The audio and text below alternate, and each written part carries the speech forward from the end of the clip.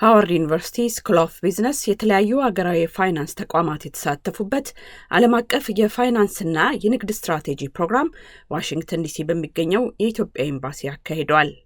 ይህን መሰል ፕሮግራም ኢትዮጵያውያንን በፋይናንስ ሴክተር ተጠቃሚ ከማድረጉም ባሻገር በአሜሪካና ኢትዮጵያ መካከል ያለውን የዲፕሎማሲና የህዝብ ለህዝብ ግንኙነት መጠናከር ላይ ጠቃሚ ሚና ይኖረዋል ብለዋል በአሜሪካ የኢትዮጵያ አምባሳደር ብናልፍ አንዱዓለም።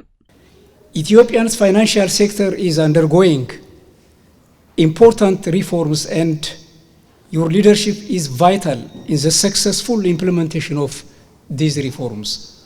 Let us not see this an end, but as the beginning of the renewed commitment to engage in the reform process of Ethiopia's financial sector and other sectors which are relevant for our mutual prosperity.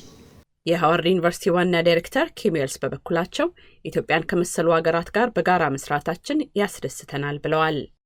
Where we talk about the ideas, how we can help each other move forward in our businesses, which will empower our communities, our young people, jobs, our livelihoods, even our well-being.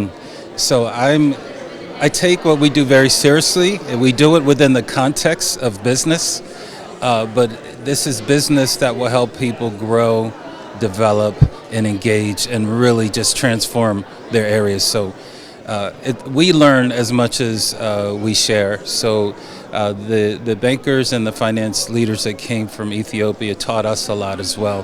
So we were very honored and humbled and grateful for that as well. So it's just been an amazing experience.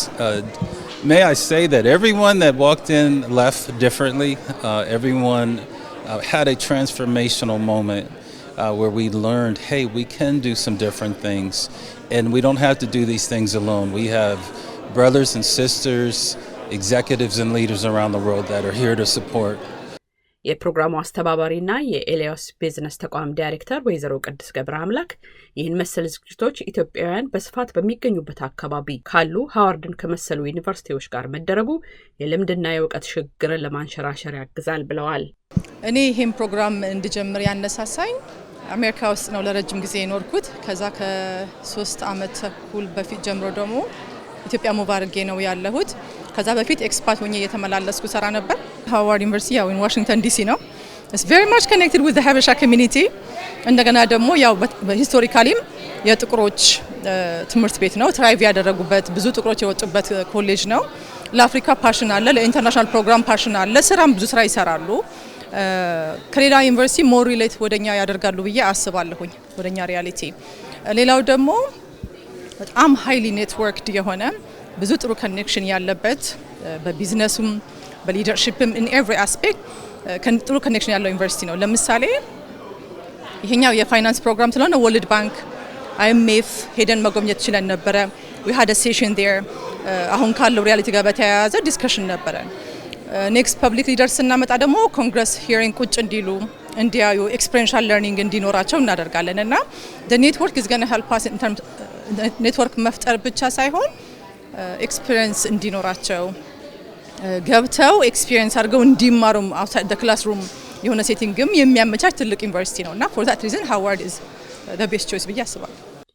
ሃዋርድ ኢትዮጵያውያኖችን ጨምሮ በርካታ ተመራማሪዎችና ምሁራንን በሁሉም መስክ ያፈራ ታሪካዊ የጥቁሮች ዩኒቨርሲቲ ነው።